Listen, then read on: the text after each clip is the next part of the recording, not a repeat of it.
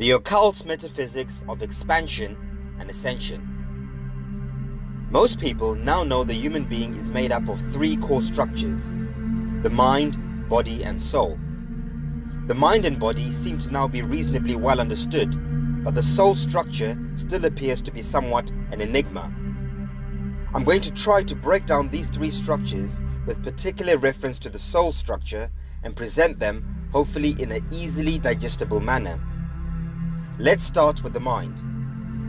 Firstly, all is mind. The mind is the eternal element of our being. This is what is commonly known as consciousness in living beings. Consciousness is a self-aware energy that operates on a universal sine wave amplitude in something called the ether field. The ether field is where all information in existence exists and operates from. This is what some might call the monad, counter space, or heaven. Consciousness can also be described as frequency. Frequency simply being universal electromagnetism, light, sound, and vibration. Some might call this source energy, or the creator, or simply God. In essence, God is not a single entity, but rather the sum of everything in existence, both physically and metaphysically. Hence the theological expression, God is all around us, the Alpha and the Omega. Alpha in reference to all-encompassing space, and Omega in reference to eternal time. In human beings, this God essence of energy is manifest as an intelligent electromagnetic frequency we call the conscious mind. And of course, the individual conscious mind has a direct link to the universal source ether field via the electromagnetic sine wave spectrum all around us. The process of thinking is simply one's conscious mind tuning or dialing into certain frequencies for information from the universal ether field. However, despite popular assumption, the process of thinking does not begin in our brains, but actually in our hearts through our intent. Intent is the original search engine of a living being. Our actions stem from our thoughts stem from our heart's desires, intent, and our intentions are determined by our level of conscious awareness. Of course, we now know there are four states of conscious awareness: the unconscious, the conscious, subconscious, and superconscious mind. In essence, a conscious mind is not just in our brains, but also in our hearts and indeed our whole being. A thought is first manifest in the heart, then transmitted into the brain, which then processes the information, and finally our bodily organs converts it into action. The condition of one's heart, intent, determines the nature of information one searches for. The condition of one's brain's programming determines the quality and accuracy of which that information will be filtered and processed. The sum condition of one's intent, heart, plus one's processing, brain function, is what we call intelligence. And of course, the condition of one's bodily organs obviously determines the final outcome of actioning one's intellectual interpretation. We've all heard the saying, I am because I think because I am. The best comparative example of what I've just explained is the internet and computers. In fact, computers and the internet are a physical manifestation of the metaphysical reality I've just described. We all know the internet does not have a rigid space, time, or shape. It is omnipresent, meaning it exists everywhere all the time, easily accessible if one has the right tools. The internet is comparatively a physical manifestation of eternal source energy. Of course, we all know computers need signals and transmitters to access the internet, just like humans need intentions and thoughts to access the ether field. And just like in humans, satellite signal antennas are the heart of the internet, where it all begins. The job of the satellite signal antenna is to make connection with the computer. At this point, information is then transmitted, usually via Ethernet cables, into a programmed computer microchip for processing. This is the same exact process that occurs within the human mind frame. In humans, our intent is like satellite signal, Our thoughts are like the Ethernet cable, and our brains are like the computer microchip that processes the transmitted information. Satellite signal towers, antennas, and microchips are what we might call a computer's software. And likewise, in humans, our hearts, brains, and cells are our human software. Comparatively, a computer's mainframe is similar to that of a human body. A computer screen is comparatively similar to the face of a human. The cameras are like eyes, speakers like ears, and the keypads like fingers. All of the above are what we might call hardware in computers and bodily organs in humans. Both computer and human hardware and software rely on intelligent conscious energy to initiate and activate action for a virtual reality of experience to happen. To summarize my analogy, the function of a computer is dependent first on the strength of signal, heart, then the quality of transmission, thoughts, then the processing capacity, brain, and then the quality of hardware, body. Now, naturally, human beings have varying degrees of intent, heart, and processing, brain function. Someone with pure intent, heart, is likely to search for purer information. And if that someone has healthy brain function to process that information, it is likely that the information will be less filtered, therefore closer to source truth. This source truth is what we might call knowledge. And as we all know, knowledge is power. Knowledge empowers us by expanding our conscious awareness. Knowledge is the currency that fuels our conscious awareness, which in turn heightens our perspective of life experience. The purer our intentions are, the purer our thoughts will be. The purer our thoughts, the purer the knowledge we receive. And of course, the purer the knowledge, the purer our actions should be. The sum total of the above results in one being purely intelligent within their whole being. Pure intelligence fuels more processing power to further access purer and purer information, thus creating a perpetual cycle of conscious expansion and awareness in oneself. The meaning of life is for us to expand our conscious awareness beyond the limits of our current paradigm, thereby allowing us to ascend into a higher paradigm of experience. This is what some might call drawing one's mind closer to God or source energy. The body. The body is the most obvious for, well, obvious reasons. The physical body exists within a state of what we call matter. Unlike the mind, which is a metaphysical aspect of our being consisting of light, sound, and electromagnetic waves, the body is made up of tangible chemical compounds consisting of particles, atoms, and molecules that are physically quantifiable. The mind element of us is eternally consistent regardless of space and time, whereas the physical element of us is impermanent and transient. In other words, our consciousness remains as a frequency regardless of where, when, or what it's in. However, the body energy structure transmutes from one state to another in relation to the space and time it interacts and exists within. Of course, the mind is within a consistent and constant frequential wave of energy, whereas the human physical body has many complex chemical compounds in various forms of structure, like solids, liquids, and gases, for example. The body is physically tangible, outwardly, with our common senses. Therefore, it is easier to study by physical observation and experimentation. Having said that, processing the observations we make through interpretation is where it gets complicated. Because, as I already stated, processing information requires intent, heart, and brain function processing.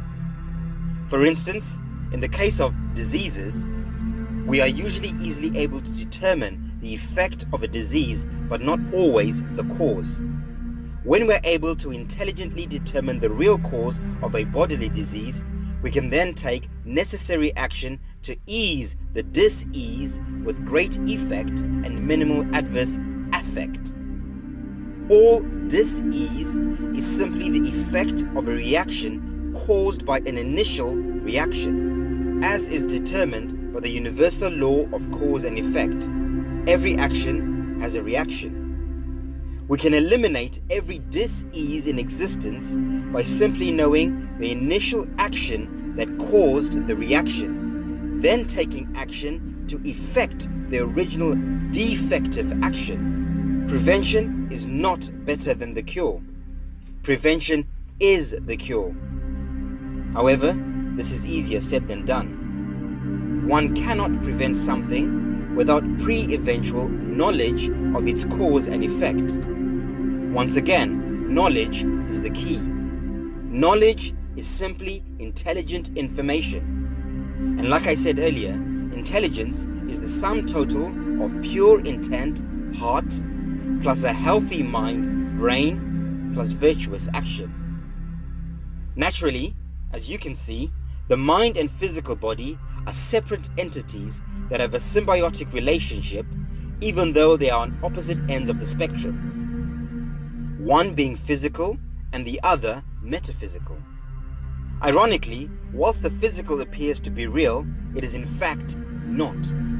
It only appears so whilst we are within this physical plane of existence.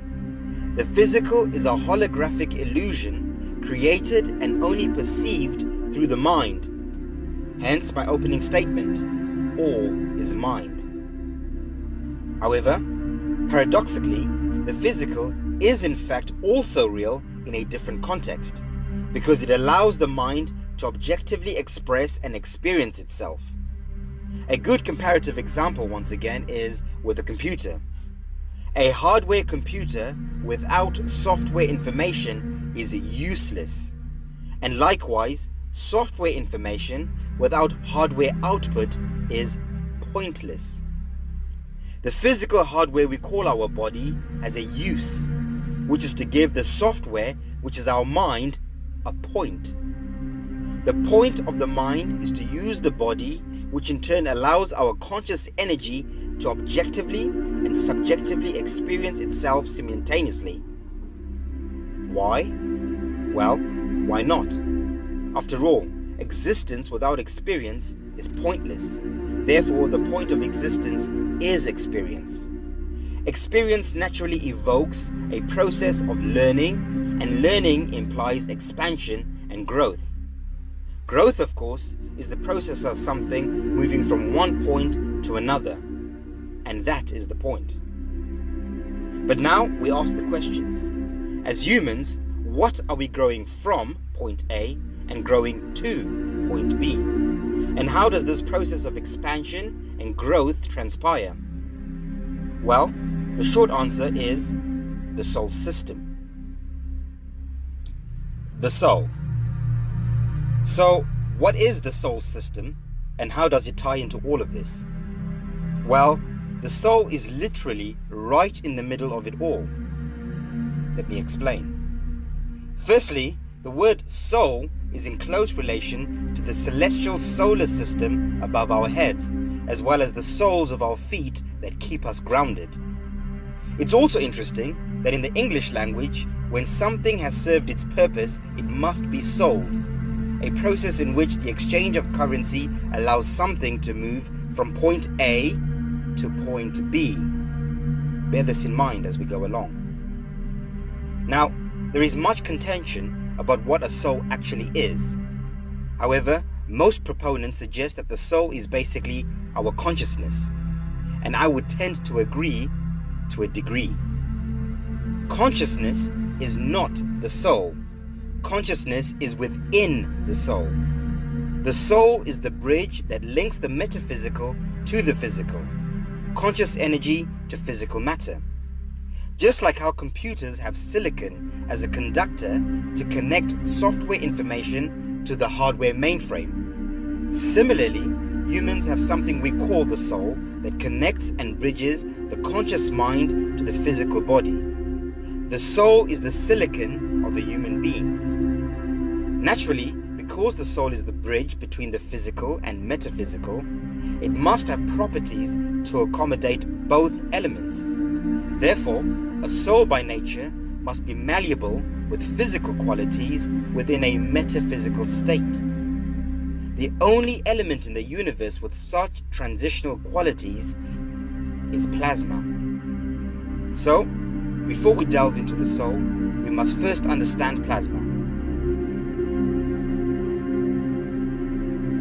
It is now well established that plasma is the most abundant substance in the universe. In fact, over 99% of matter in the visible universe is believed to be plasma. Plasma is a form also called a state of matter. The three other common states of matter are solids, liquids, and gases. So plasma is sometimes referred to as the fourth state of matter. Plasma is created by adding energy to a gas, so its atoms and molecules separate into negatively charged electrons and positively charged ions. This process is called ionization. It's also interesting that plasma is said to be a better conductor of electricity than even copper.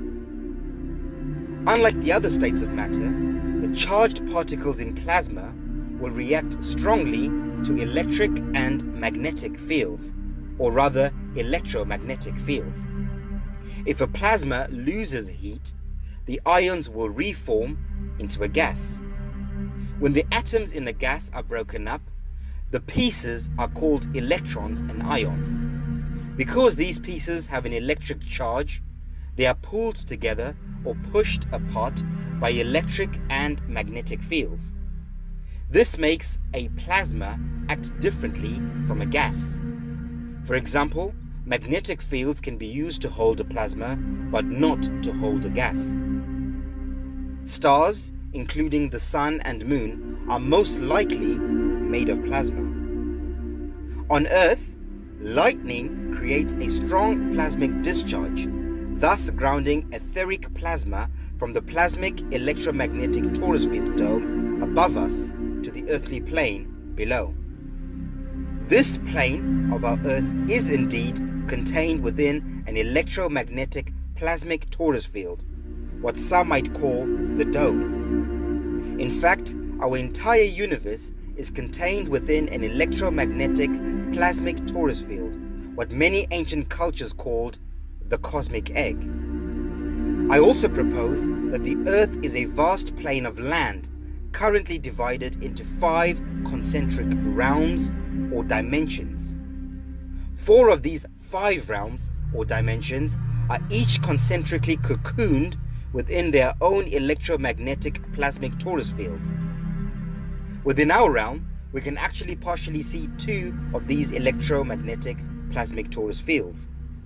The aurora borealis cocooning the north polar realm, and the aurora australis cocooning our realm around the south polar rim.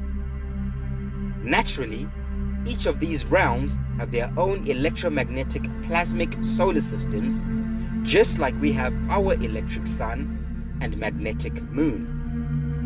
The very core center of our Earth is a dielectric realm with dipolaric energy. We might call this the magnetic north. Modern science would refer to this as the black hole region of counter space. It is referred to as a holy mountain of Earth in many religious and mythological scriptures: Mount Meru, Mount Olympus, Mount Zion, etc., etc. I prefer to call it the earthly place or den of pure dipolarized etheric energy, the etheric den, or Eden in short. The next realm beyond the Eden center is what we might call the Garden of Eden. From our perspective, this is the realm located beyond our Arctic North Polar Rim, where we see the aurora borealis plasmic dome. Modern science calls this the magnetosphere. This realm has an androgynous solar system, Mercury, which is an electromagnetic plasmic sun and moon in one, sometimes known as the black sun. This bipolaric solar system creates an ultraviolet, bioluminescent twilight atmosphere within this realm. I hypothesize that the atmosphere in this realm is highly ionized comparative to the air in our realm. In our realm, we have our electric plasma sun and magnetic plasma moon, both of which create the three-dimensional photonic atmosphere we experience within this dimension. The realm beyond our Antarctic South Polar Rim has Mars as its electric plasma sun and Venus as its magnetic plasma moon. And the realm beyond that has Saturn as its electric sun and Jupiter as its magnetic moon. Above the Earth plane, with its various plasmic electromagnetic torus fields and solar systems, is the etheric planes, also known as the firmament or heavens. This is where we find the star systems and other such celestial bodies of energy. I also find it interesting that modern science says the stars contain very high pressurized plasma, and the space within the celestial etheric field contains very low pressurized plasma. Now, as you can see, plasma is a core element that holds our entire universe together. Plasma is everywhere and in everything in various quantities, forms, and structure. It's in plants, water, the air, and even humans. In fact, the human form is predominantly made up of plasma. Modern science says the male body is made up of 55% plasma, and the female body contains 60% plasma on average. In humans, plasma can be found as a diffused liquid in our blood that helps carry blood cells around the body. Plasma in the body is made up of water and 13 other life-sustaining compounds. Plasma does not have a definitive color. It can emit all colors across the full spectrum of light, dependent on the level of ionized energy. Different waveforms of photons are emitted for different levels of energy. However, within the body, nitrogen is key to understanding the structure of bodily plasma. Nitrogen, represented by the symbol N, is an important part of our bodies. Nitrogen is abundant in the environment, but humans cannot easily absorb it directly from air or soil.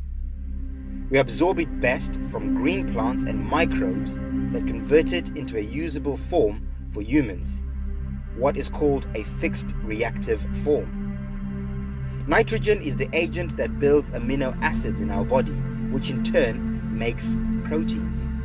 It is also needed to make nucleic acids, which form DNA and RNA. Plasma in the human body is usually yellow, a good example of low-energy nitrogen plasma. Low-energy nitrogen creates yellow plasma, and high nitrogen creates violet plasma.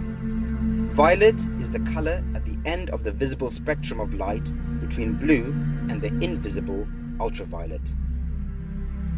The aurora torus fields have mixed plasma energy of oxygen and nitrogen in varied energy levels. It is what gives them their ultra spectrum of colors, but predominantly green, red, yellow, purple, and blue. However, plasma in its purest form appears mainly in two colors, red and blue. These colors come from the main fuel for pure universal plasma, which is hydrogen. Just like plasma is the most abundant state of matter in the universe, hydrogen, as atomic H, is the most abundant chemical element in the universe.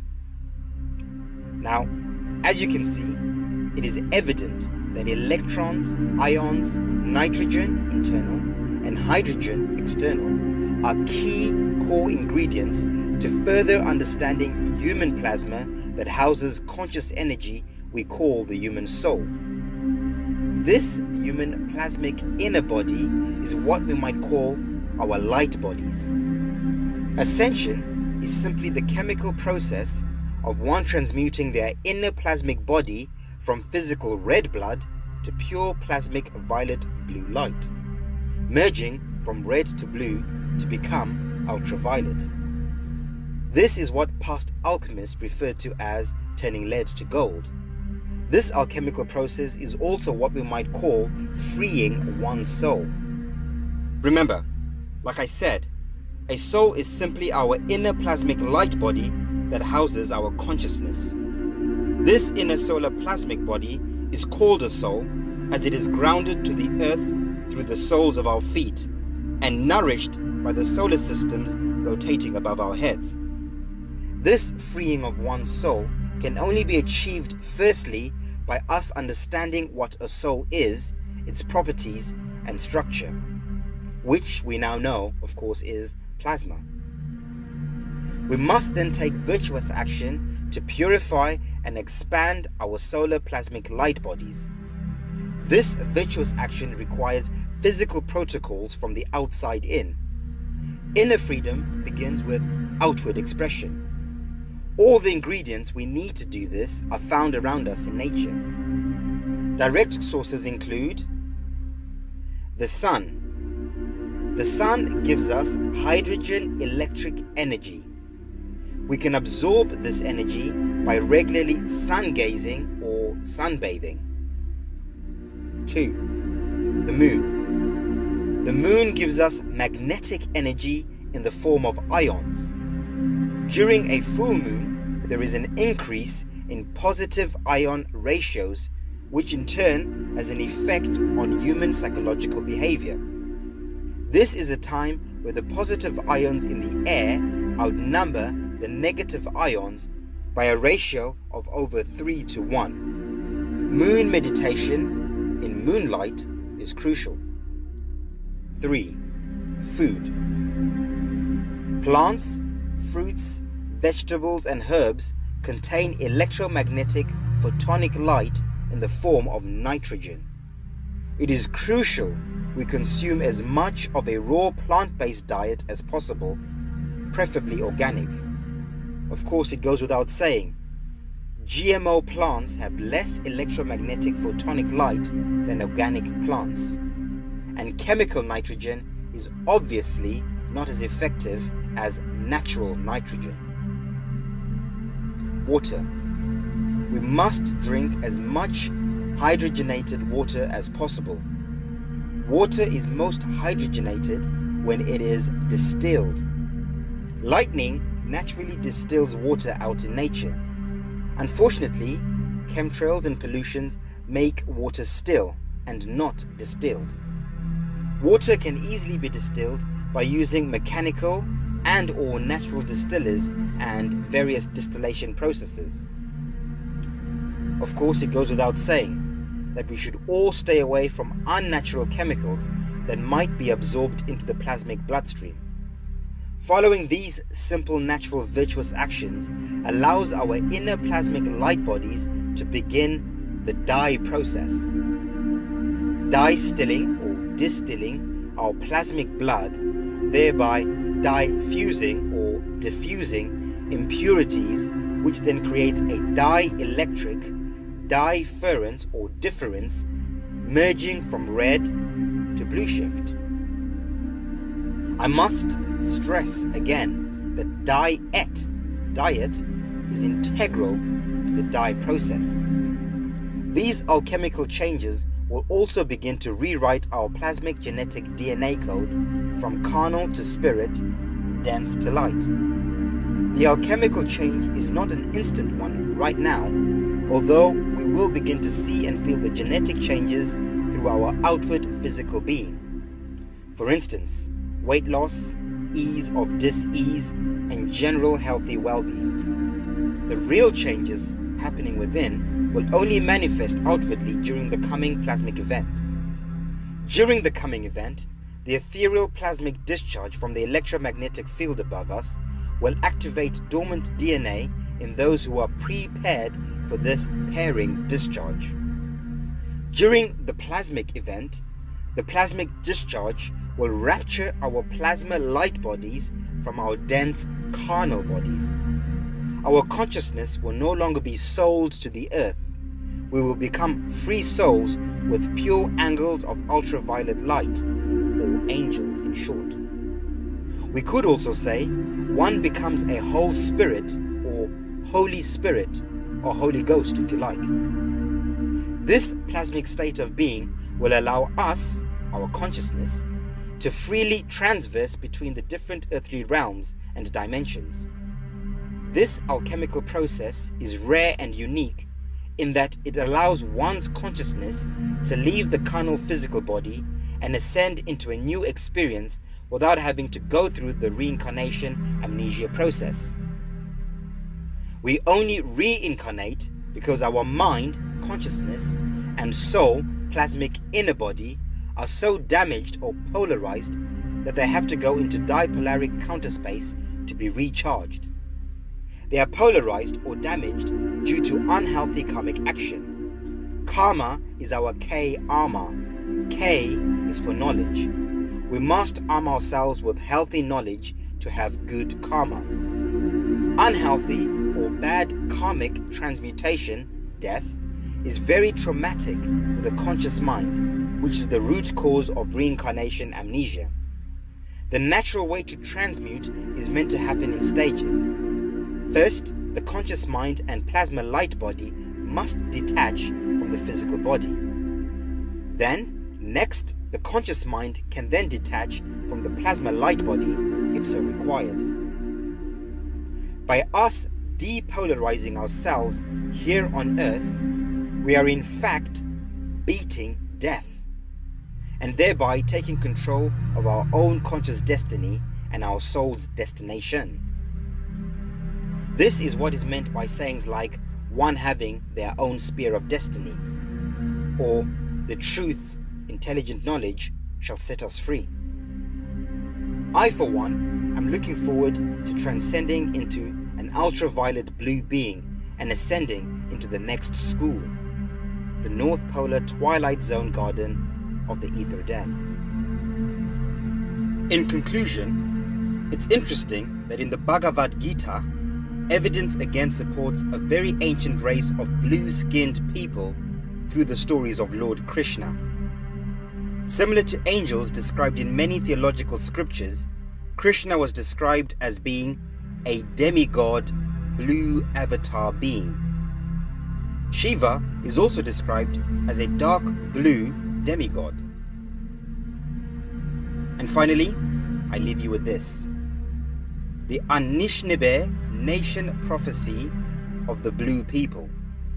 Anishinaabe means original people. It is a collective name for groups of indigenous people of the Americas. Anishinaabe people were commonly found in the subarctic region of the Americas. Anishinaabe people have preserved their traditions to this day. The prophecy says, open quote, according to the prophecy, there are 4 groups of people: the red, the yellow, the black, and the white. Chief Kawarshin says that from today's youth, a new group of people will be born. The blue people of old will emerge. They will be tolerant of each other and will bring spirituality, harmony, and sacredness back to the earth. This will prepare the way for a rebirth of Mother Earth.